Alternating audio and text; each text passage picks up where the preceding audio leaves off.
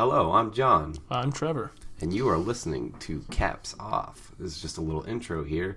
What we did this week is we kind of have an extra long episode, but we found a perfect way to cut it in half. We're going to be two-parted on this one. So it ran really long. So yeah, I think basically we're just going to keep it the same name, Part 1, Part 2. Yeah. But most of this is just like a regular episode, and then the second half we have a guest on, and we are going to break down Star Wars: The Rise of Skywalker. So if you want to listen to that, you have the option to not listen to it or listen to it. But if not, you can still revel in our guest, Dillon, who was really fun to have on. Oh, yeah. So it was a great episode.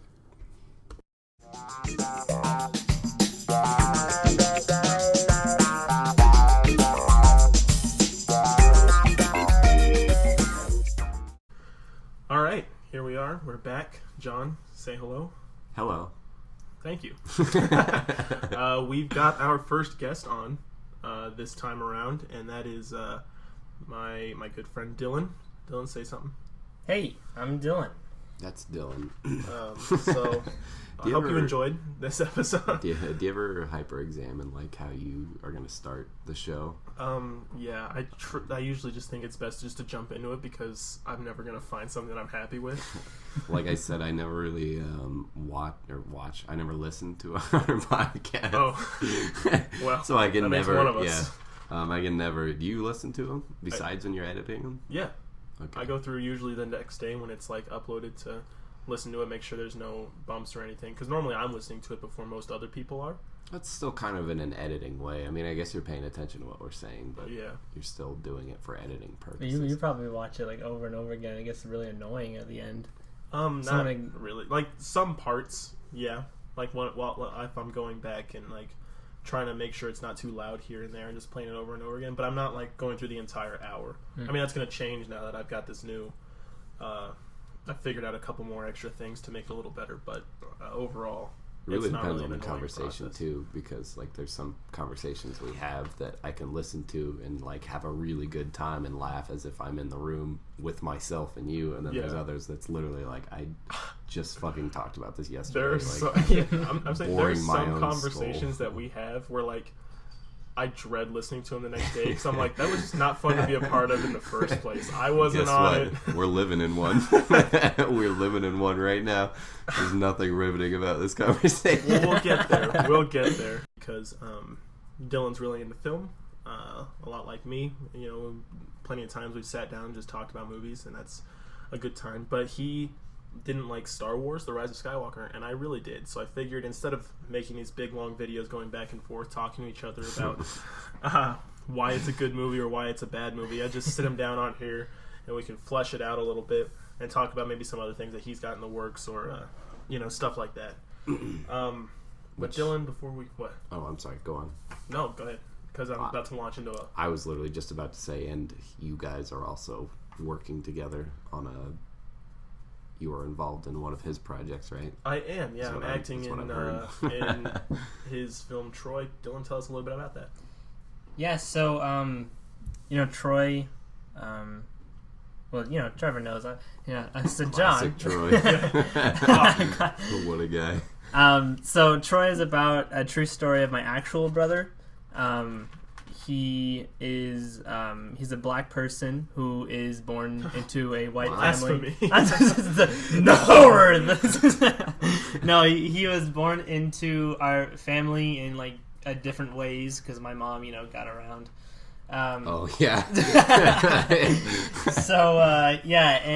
It's about a story of how he struggles with relative things that we probably go through a lot, divorced parents and different sides of family, and how you choose kind of how to spend Christmas with who, or how you do things. So you have to think about a lot of stuff. So you have a lot more pressure on you as a kid who has being in a divorced family. Being in a divorced family, yes. So it kind of goes through the struggles of that. As well as his passion for football, which kind of gets him through these hard times that he ends up overcoming in the end. And what role do you play in this? His asshole stepdad. Chris. That's lovely. That's actually true. He plays Chris, the the mean guy that ends up, I think you should Calling probably him worthless. Feels natural. you should probably work on your assholeness, because that's not you at all. All right. Sometimes I think you have a hard time being an asshole. Sometimes I do, like intentionally, but like I don't know.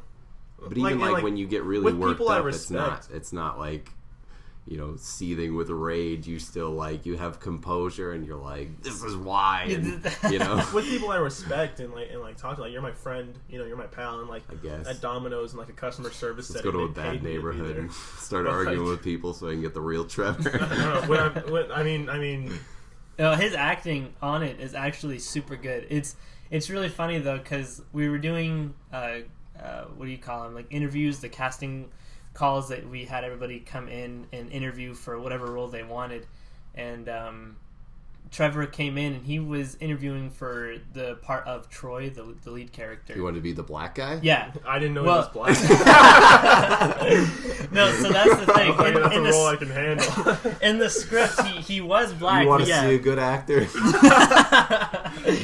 Dress him up like Blackface. Oh yeah. Send him out. Oh yeah.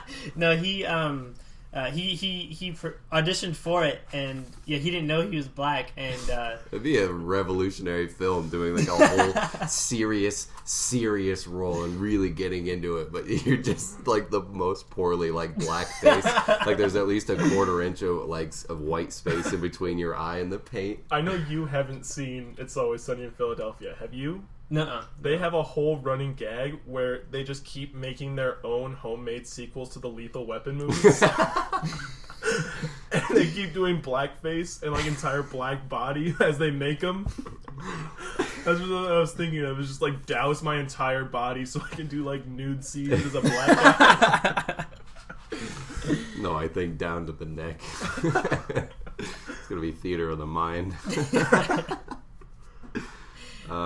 But yeah, his acting was just so good. At the end of the interview, we had Trevor come in again. Wow, you really are black now. Trevor, is your skin tone changing? Like, no, we call him back in and had him redo his audition, and then we had the guy who ended up playing as Troy redo his audition, and then after that we had a long discussion about making him not black. Alright, so how do we tell them that the white guy does the black guy better?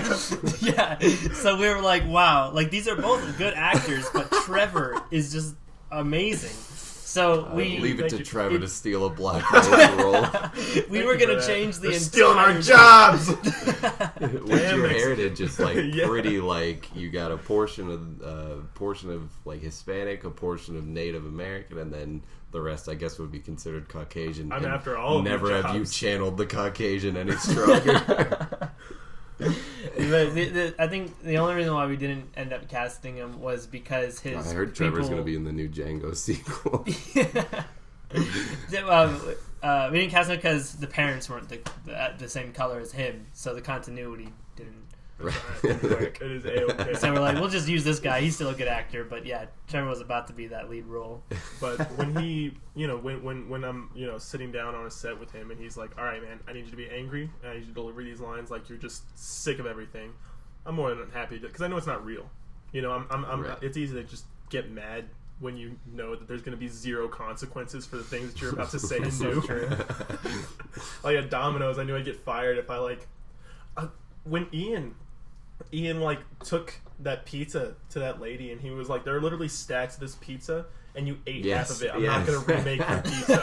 I was so scared to talk to customers like that because I felt like someone was going to be like, you can't talk to them like that. Get out of my store, But she just put her head down and drove away. She just took it. There was pools of like there was so many pepperonis that they fashioned an all the way around bowl that was holding in grease, and she still was not okay with it being it's supposed to be double pepperoni. That's at least quadruple pepperoni. Yeah. He was like, there are literally stacks, and I don't see how you could have come here and expected me to remake this for you. More than enough to be a lethal dose if you're anybody but the original CEO of Papa John's. Papa John himself. Yeah. I don't know when we're ever going to let that go, because I think we talked about it on the last two podcasts. We're never going to let it go. I want that to go into my, like, I want to tell my kids about the Ballad of Papa John's and the enemy pizza companies. We talk a lot about, we reference, I think, a bit too many memes on this podcast, because we also talked about the boomer meme, which has easily died off, I think.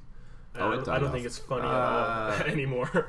I'd say the hype part about it probably died off, but I still believe in it, you know? Yeah. Kind of like the concept, yeah. But like when I hear somebody say, okay, boomer, I'm like, okay, what? Like, I still back it kind of like... Listen, kid. Like post-Civil War, all the people walking around thinking that the war's not actually over.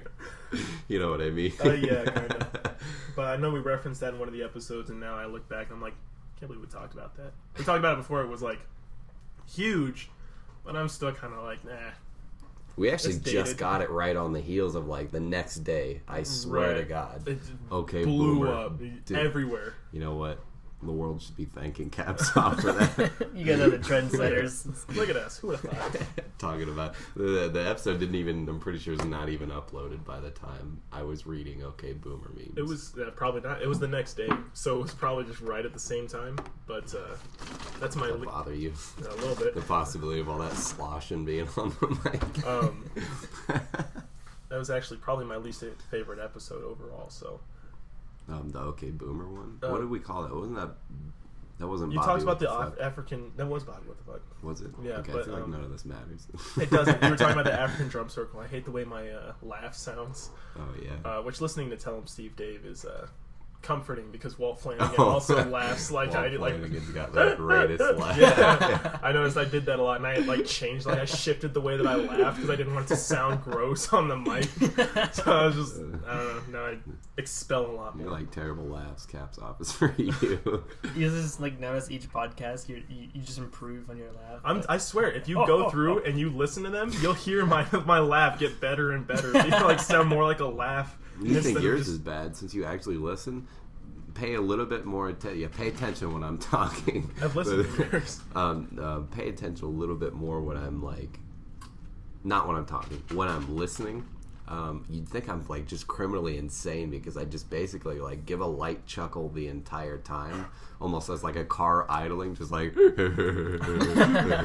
no visual, up, so whoever's listening just has to like assume that you're just staring ahead at me with like a straight face, and then whenever I say something a little bit funny, you just make the noise without changing your expression at all. Not to mention all the off-mic shit that goes on that we just kind of like stop and stare at for a minute before we figure out how to cut anything. Oh, yeah, because like last episode, your wife was like squeezing barbecue sauce on something, and I was like, "That's in the mic. That's got to be for sure." And when I listened back, it wasn't at all. We just stopped talking because we heard like, and we were like, "Oh man, that's gonna be in there." It's whatever. Have either of you guys heard? You know Isaiah. Yeah. Have either of you guys heard Isaiah's laugh? Like when he laughs really hard. Yes. It's so loud, and I love it. That's he does laugh. You were the only two here that know. I know. I think he does even laugh. Like he'll like laugh really hard, and then he'll make a pause where you don't know if he's breathing or not. Yeah. And then it'll continue it. And it's so rewarding if you get him to laugh like hard. It's like a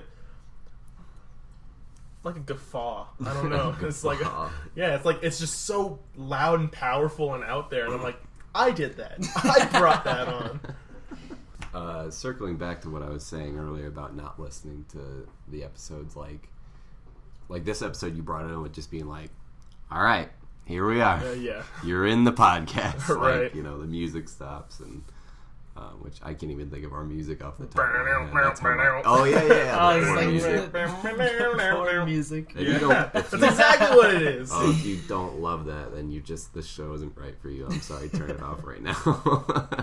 But I don't know. I can't remember off the top of my head how you have brought in the other shows in the past. Even the ones that I brought in, I can't remember. I remember the last one you tried to steal it from oh under yeah. me. But it just seems like it's so like, yeah, we're gonna record until you hit record, and then it's like, yeah. But don't cut that dead air. That's right. for the actual effect. But you know what I mean. Yeah. But I just thought it was funny. I could see that like almost past your eyeballs into your skull what was going on, where you're just like, all right. Getting them started is tough for some reason, and then like the endings, because we don't have a sign off or anything, so we're just like, all right, thanks for hanging about. Did we shake hands the last episode? Yeah, I'm pretty sure we did. We didn't make a big deal out of it, but we did. We You shook Make a big hands. deal. I think the audience felt that though.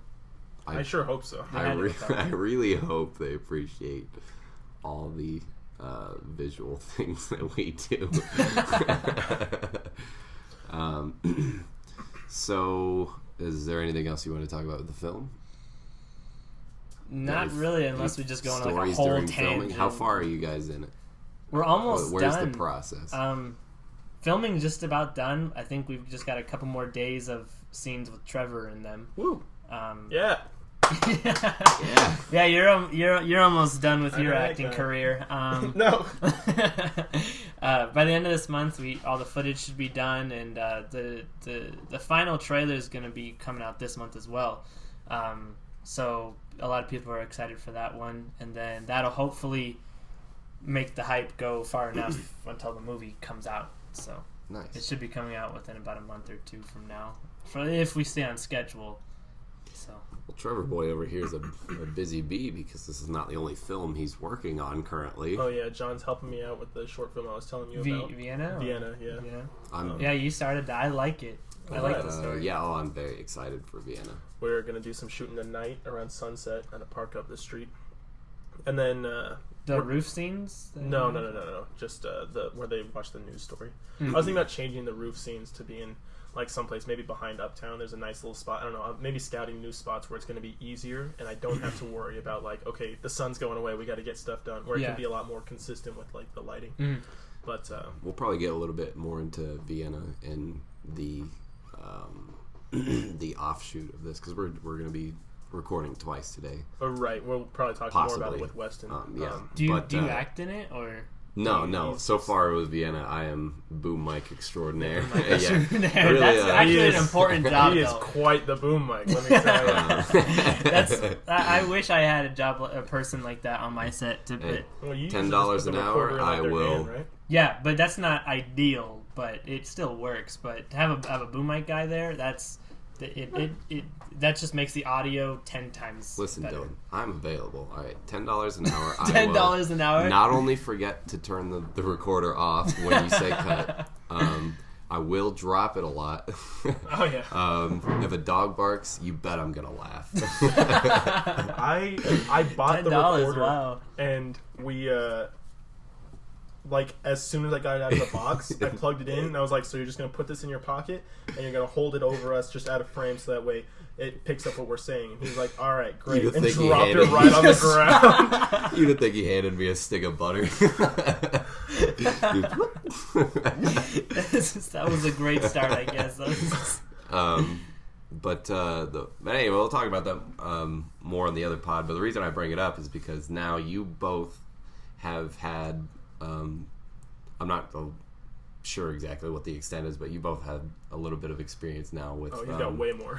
filming and a little bit of your own directing. A little bit. I don't know if you star in Troy at all, but He doesn't. No, I don't play in it. I've done like other short films in the past, and great. I didn't have enough people to play it, so I'd play as someone in it, and eventually I was like, I can't do this. Like I can't be behind the camera telling people you did that wrong, do it again, Yeah. and being that person at the same time. I couldn't do it. So this film, I made sure I wasn't any part in front of the camera. so aside, The next one that I make, I don't want to be in because it's so much easier to just stand behind. And like you saw, like I kept having to like turn the little screen over and look and be like, I don't know, I'm just not feeling it, you know. But then you have to get up, and there's so much. You have to get up. There's so and much just extra stuff to do. so while much you're in. pause, I kept everybody trying just to kinda remind you sits as there. much as possible. Like you can only do one job at a time. As much as you want to do both, there was a reason we were standing on a roof till like 3 a.m. Yeah. Like you have to take the time and stop and kind of nitpick on each side. And see, that's the try funny not to thing. fight Even when you overdoing take the both. time to plan it out, once you're there, just a ton of obstacles just Yeah. hit like domino effect. It doesn't matter how well you plan it. Yeah, like I saw that a lot. It's insane. With just being the boom, and that was pretty much my only experience ever with anybody filming anything that was anything other than like. Have you like stupid watched anything Vine on like or cameras or? Like, are you into that stuff? no, Like, oh yeah, definitely. Probably not as gung ho as Trevor, but that's really just because like I love getting into shit like that, and then I love distracting myself. I've always got some other shit going on. I feel so bad for Trevor. I must be the worst fucking partner to ever have because I'm constantly like, you want to meet today? Yeah, I really got to wash the pig today. Those hogs are getting dirty. I feel like you're the more creative out of the two of us. So I feel like your job is to just come up with the well of ideas, and I implement them. Your for the job most is part. to stand there with the bucket and make sure the water keeps coming out. Yeah, exactly. It's a good partnership. Thanks. That's a sweet thing for you to say. Also, you're an idiot. But basically, with Vienna being my only little bit, it was a really good like just first experience trying to watch. Maybe probably would have been a little bit more beneficial my first experience watching professionals. Like I've watched a little bit of like behind the scenes documentaries and shit. Like I guess what an average person have seen. Like I should probably watch more. But what I'm building up to talking so much is in this little bit that you guys have done. What are some things that you've learned just right off the top of your head? Like just some quick like thought it was this, maybe it's this, you know, or quick corrections you have. For me, I guess, which is, you know, Dillon's got multitudes more experience than I do, but for me, scheduling is something that I thought was going to be way easier than it is. We only have 3 people working on the film. You've got like a whole bunch, like a whole like it's you and Josh and like just a plethora of actors. And I have trouble finding a day where I had trouble finding a day for us 3 to sit down and record this podcast, you know. But in my schedule, which is usually almost opposite John's schedule, because he works in the daytime and I work in the evenings, and then to find just a day where the 3 of us can all go and find a spot and do it's so much more difficult than I thought it was going to be. More than just like, hey, Saturday, we all good? You know, I don't know. What do you think? No, that's. That exact problem is what I plan to fix for this. I plan to fix this film because I was trying to make a short film before the one that we're making right now, and I had that exact problem. Did you finish it? I did not because of that exact reason. The people I had got to come on to act and be a part of it, they didn't show up, and then they kept making up excuses, and I was like, okay, how about this day? And they're like, I could. Classic John move. And you know, scheduling is like the hardest thing to do, to get people to do, if they are not getting paid, or if it's not really their project. Even though I still think that if you're acting, or if you're holding the mic, or if you're doing anything, you're as much of a part of the film as anyone else, but they don't see it that way. And so to them, it's like, I'm just showing up just to do this, and then like I could be doing better thing in my time. So it's really hard to get everybody in one place, and I understand that completely. So that's why I had... But even I know, like, that's a little inconsiderate. Like, with a project like this, it takes so much cooperation and communication and stuff like that. Like, if you're not going to throw... I'm not saying throw your all into, you know, mortgage your house so that we have good effects and shit, but at least, like, devote a little bit and appreciate that, you know, like, all in all, this is a bunch of people coming together to help, you know, a smaller group of people achieve a goal. Yeah, they're all after the working same together. goal. Yeah, and it's like, if you really want to be a part of this, be a part of it. Don't you know, half-ass something like that. Yes, I know. The way I ended up fixing it was I had people that showed up to an interview that I was talking about earlier. They showed up, and I told them that they didn't show up. If they didn't show up, then they're not in at all. then they're gonna have to dress up with blackface. No, if they didn't. Can you imagine forcing somebody into that? Like, do it now. Go dance on the street. You didn't want to show up to the interview? You better put that blackface on. No, if they didn't show up, then they just weren't in it completely, because I wanted that day to be the day that they showed that they wanted to be a part of it. And what's funny is that I actually had more behind the scenes people show up that day, and then after that, no one showed up. And like I had a couple people show up, but other than that, it's just me and my co-director Josh. But we had a crew of like 5 people for behind the scenes and it's just been me and Josh, you know. So even I'm still having problems with scheduling and people that aren't showing up and things like that. But I think I definitely was able to get that down enough to at least complete this film. For this part, but I think the part that I really learned, I know I've learned a lot during this film, but this was really the film that I was meant to just fix the stuff that I already knew I had messed up in. So a lot of this was already just fixing my mistakes, and I think I got most of them down. I think one is that I'm not good at acting.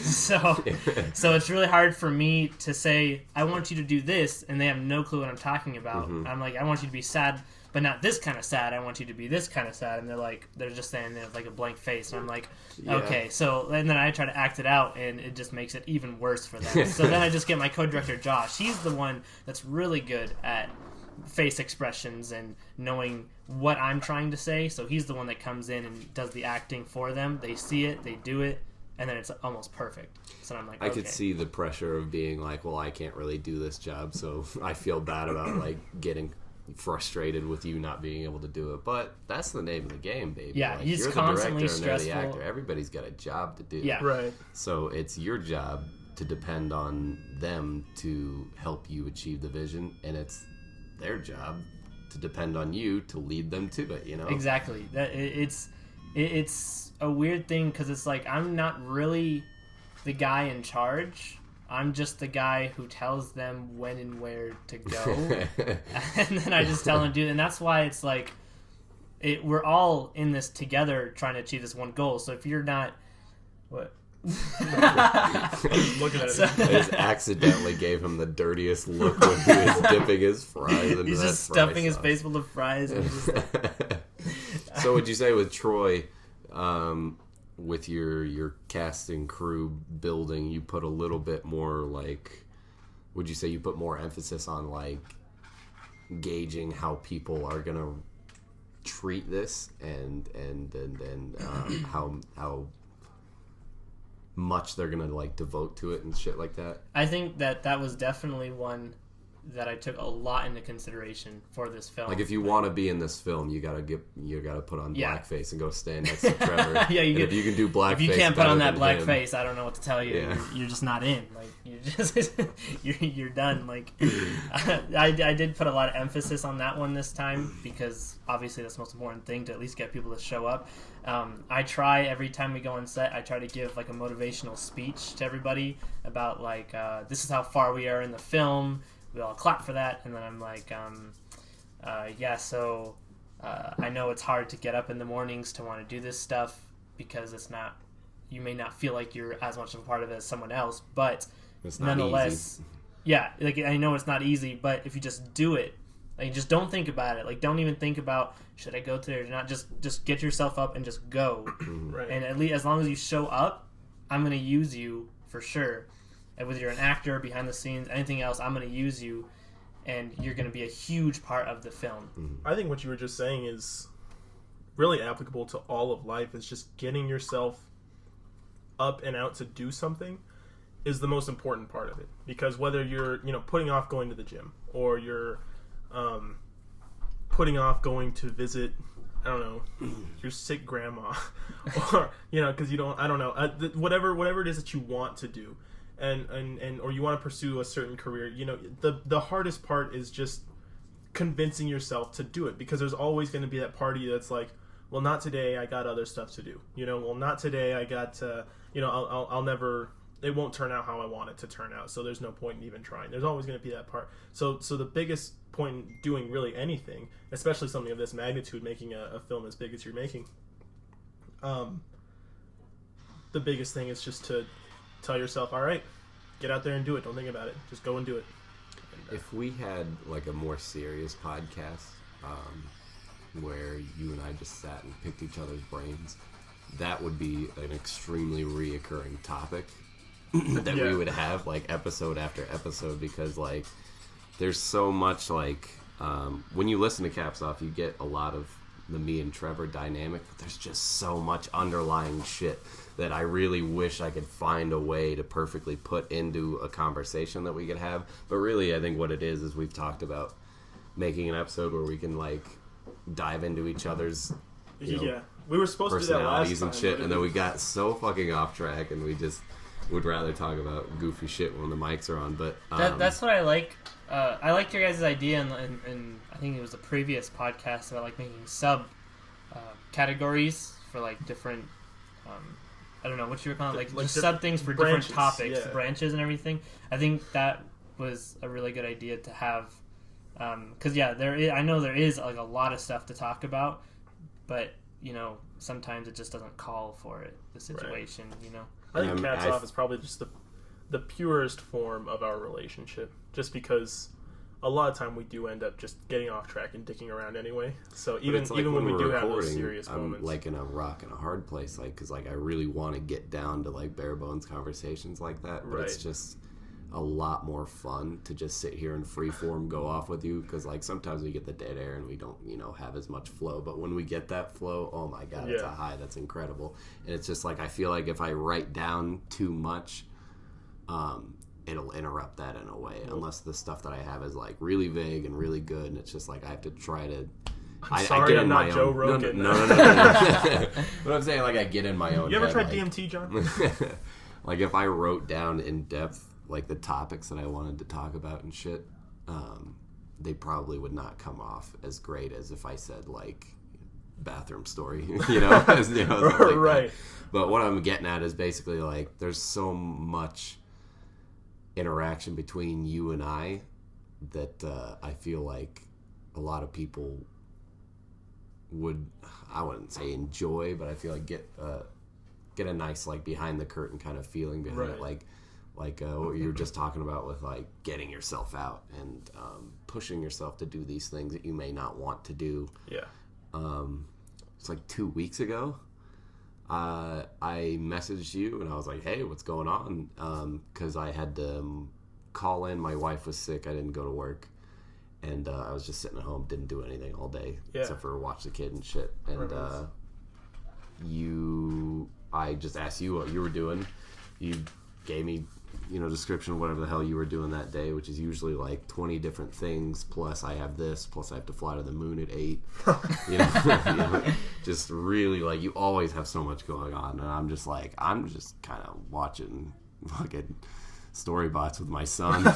See, and, I feel from where I sit, I always look at other people and I'm like, I could be doing so much more. Like I'll just sit around on my phone for so long and I'll just be like, I've done nothing. I've done nothing for the past like 4 hours. What a waste. And so you were just like, I feel like in the nicest way possible, you were being like, well, fucking get up, fucking do something. Yeah. Okay. So this is being a fucking bum. Night. Yeah. You want to tell your side of that, what you were feeling when you were typing, what you were saying? I'll have to go to the messages to see exactly what sparked it, but there was something that happened. Like you were like you were talking about I just don't feel like doing anything.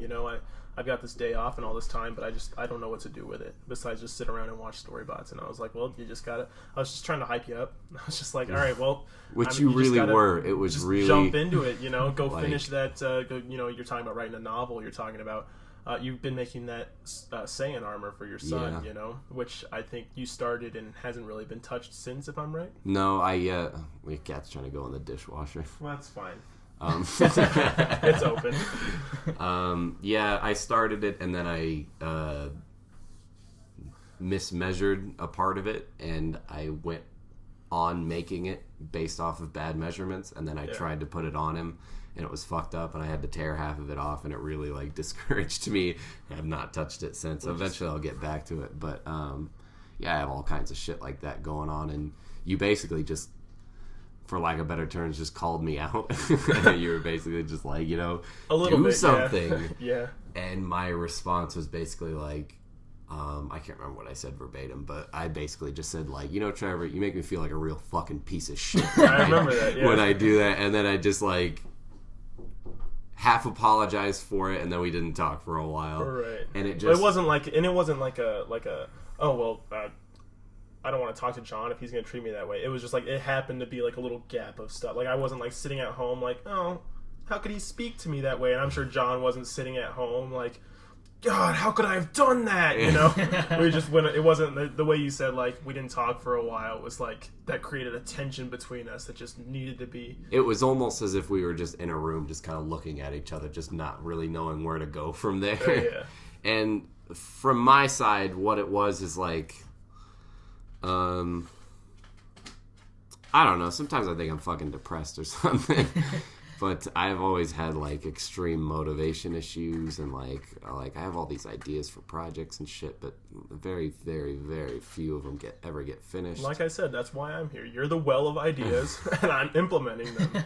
I think the best thing that you can do is set deadlines, and that's I'm getting there. That's something I learned there, very, Dylan. very well. Setting deadlines. I know when I started my film. I didn't want to do it. I wrote the script and I was like, I've had scheduling issues. There's no way I'm going to get anybody. No one's going to show up, all this stuff. And I was like, let's just not do it. Yeah, and this then, is great. You just slide it onto a shelf. yeah, this is the greatest thing I've ever made. And then just, throw it away or something. No, but I made it and I was like, I didn't want to do it. And I remember I took a school field trip somewhere, and there's like a real director dude, and he said absolutely nothing that was inspirational. And I was thinking, I was like, wow, like even these great directors are freaking nobodies. Like I learned nothing from these great ones that I'm supposed to be looking up to. So I was like, I feel like I can do better than them. But one thing he did say that I actually took home from what these directors were saying was, he said to make deadlines, and that was the best thing you can do, because if you organize everything and say, if I do this by this time, and not just say I'll have it completely done, set milestones, like by this day I have to have this thing done, blah blah blah. And I implemented that by saying, by this day I want to have auditions. So I told everybody, I said, be there on this day or else you're not in the film. And I said, this is the day. As soon as this day starts, that's the spark of everything. Like, there's no going back, because once the people show up and everybody's ready to make this film, you can't stop there. You have to set a deadline for that moment that you just can't stop after that. So I think deadlines is a huge thing to do when you're not feeling very motivated. Well, a lot of times, like, I could have a deadline, but really one of the easiest people to blow off is myself. Yeah. So a lot of times I stick to something a lot stronger when someone else is involved, which is why, like you just said, like you had to go talk to a director to even get a little bit of like substance out of what he was trying to tell you. But like Trevor, in hindsight, we didn't start off very different in life. No. We've pretty much just been sailing the same boat down the same river together, even down to where we ended up at the same stupid-ass Domino's together. Yeah. And now here we are, but I still look at him day to day, and I'm like, God, I fucking wish I had half of what Trevor had. I wish I had half the motivation he had. I wish I could fucking just use my passion for things to actually get me out of a chair for once, instead of just being... Because a lot of times it's just like I get these feelings built up and then I just get so fucking mad at myself. And I'm just like, well, you're never going to fucking do that. You're never actually going to pull these things together. Right. And so when he said all that, it was such a great build-up. He hyped me up so well. He listed off at least 3 projects that I could have just gotten up and got started. And it's not like I'm fucking lifting a car or like oversized tires. Like it's a matter of writing something down, typing, getting this together and doing this, and I was just like, that sounds exhausting. And all I was doing is sitting on the couch. Like, I was already doing something that an exhausted person would do, and it kind of resonated with me for a while, and I sat there, and I don't know what happened, but this isn't the first like pep talk he's given me. Like, this is a round and round that we do, where I'll have a good few weeks and I'll start stop fucking putzing with me. I'll start touched me on my foot. I thought we were having a moment. I'll start being more productive, and I'll start like getting my shit together and being hyped up for shit, and then I don't know, maybe something happens, maybe I just have a thought, maybe sometimes I just wake up one morning and I'm like, fuck this. Like, I'm not interested in being that kind of person for a while. And it's really tragic to myself and tragic to Trevor as well, because I feel like nothing like puts a damper on things moving forward, because I know as productive as he is, as like gung-ho as he is, he's great. He can do whatever he wants. A lot of those things he wants to do with me. Yeah, a lot of them. And I just fucking just shoot him down immediately. But for some reason, this one, it hit me on a whole new level. And it took like 24 hours to settle in, because I really just sat and stewed about it. But we should write a comic book. I know it's ironic. Add that to the list. I know it's ironic that that's what I thought, but I just thought, like, you love art, right? And I love to write. And we both love comic books. Who better to write a comic book? Sorry, go on. I was just in your... Trevor, as that you were sounds speaking. exhausting. In your speaking, I was just thinking about that. I was like, that'd be cool. Writing a comic book is definitely something I want to do for a long time, and I would definitely do that with you. All right, by the end of the year. We already have like a Christmas movie by the end of the year We'll that get you it want to done. We gotta stack it up, okay? Oh my god! All right. If you keep busy, the depression won't set in. That's true. That's true. On the contrary, sometimes depression sets in because I'm so fucking busy and I don't have a time to just stop and breathe for a second.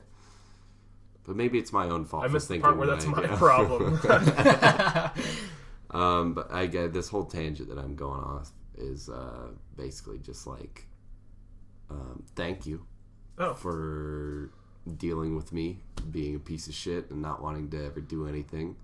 And thanks for giving me all the like workout information and stuff. And I have been dieting. I've been exercising. I've been drinking like Daddy water. I got a big old gallon of water. My wife wrote "Daddy" on it. She knows I don't like it. Well, I appreciate the I appreciate that noise. I appreciate the sentiments you brought up here. And it's going to make this next part kind of awkward because I'm going to attack you. I really appreciate it, and you know what? I love you to death. You're one of my have closest everything friends. coming to me. But Dillon, you listen to the podcast, right? Yes. Help us settle a little something, right? Okay. Do you think it's shooting too high to try and put our stuff on Apple Podcasts and I was Spotify? listening to that one, and I was thinking in the moment, I was like, why not? Right? Right? Thank you! Why I was not? actually thinking, I was like, why not? Okay. That's good. Let me lay this one on you then. Go ahead, yeah. Why? Because... Why? How many people do you think watch your podcast right now? 18 people 18 on a great confirmed. day. 18 confirmed, and it's just because they subscribe. Our views with the videos are like really like up and down spotty, and it almost seems like people have to be talking about them because some of the really good episodes are the ones that have the higher views, and Right. I don't really pimp it that much. Rip Donald has got the most. I think it's got like 66. Which it has to, because if you don't love Rip Donald, I don't know what to do. I think the reason it That's blew up is because perfect the word podcasting. Donald. Oh yeah. Yeah, and Donald Trump is such like a Low hanging fruit. Yeah, we're like, you know what? Every title of every podcast it needs to be like a super like clickbait, like I want to meet the Donald person. Trump yelled at me, and then it gets like 200 views. I want to meet the person dense enough that's going through like a Google search looking for Donald Trump and eventually finds their way to our video and listens to it enough to make that like view counter go up. I'll tell you, until if they figure out this is sitting not there going to give them any skulking through information. Google trying to find dirt on Donald Trump, and they come across this little podcast, they're not going to enjoy our podcast. They are not that into fun. On the contrary, that was a really fun episode. It was a really fun episode. You think we're ever going to stop talking about it? I feel Maybe someday we'll have at another least once one. an episode we bring it up. But yeah, I mean, why not shoot for the moon? I know I hate it. Like, I think you were exactly right on the whole, you can't swipe out of YouTube and still listen to it, because when I listen to it, I'll go on my way home and then I'll listen to the other half on my way back. So about 2 to 3 views that you guys get is me driving back and forth from work to home. And I can't do anything. I'm driving, so I shouldn't be able to do anything on my phone. But I can't like do anything at all on my phone or whatever. I kind of just have to stick it to the side and just listen to it. And but yeah, I like it better. How much does it cost to? I think it's like $108 a year for SoundCloud, and then you can get like subscriptions that are like $11 a month. Then they'll push it to like Spotify and Apple, and put them on there. $11. Do you think, if you think that'd be enough to build your view? I think you would probably need to invest in some like marketing stuff too, more advertisement. But I'd say if this is like what you guys are trying to really do, then why not? Now I did meet you in the middle and say I think putting it in just audio is a great idea. I agree with your whole like nobody wants to keep the video up thing.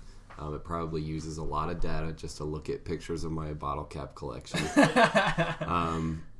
Which is why SoundCloud I think is the next platform that we should focus on. I think especially because like I don't know if you've realized this, but in the last 10 years SoundCloud has gone from just being a place where any old dumbass can fucking upload their rap just like I'm pretty sure that was your argument the last podcast, was just any old dumbass could put stuff up there. We are going to be those dumbasses. Yeah, we're also going to be the same dumbasses putting our stuff on Spotify and Apple Music. What about Pandora? Do you know about Pandora? I haven't considered Pandora. I know a lot of the podcasts I listen to are on Pandora. Yeah? I didn't know anybody used Pandora. Me neither. I don't use Spotify at all. I deleted Pandora forever ago. Yeah. I just think... Well, while we're in the arguing mood, I brought Dillon here to argue about Star Wars, The Rise of Skywalker. We haven't had time. We've got maybe 20 minutes left, because I don't think we're gonna have 15 minutes of stuff to cut. But we've got some more time. Oh, look at him! He's got a whole list. There's definitely a good portion that could cut. So we have. I'm not gonna use all of this, but I'm gonna try and take the biggest ones. Okay, and we'll go through. If you haven't, you saw it, right? Yeah, he saw it. Okay. Star Trek. Oh my god! And that's where we're ending it.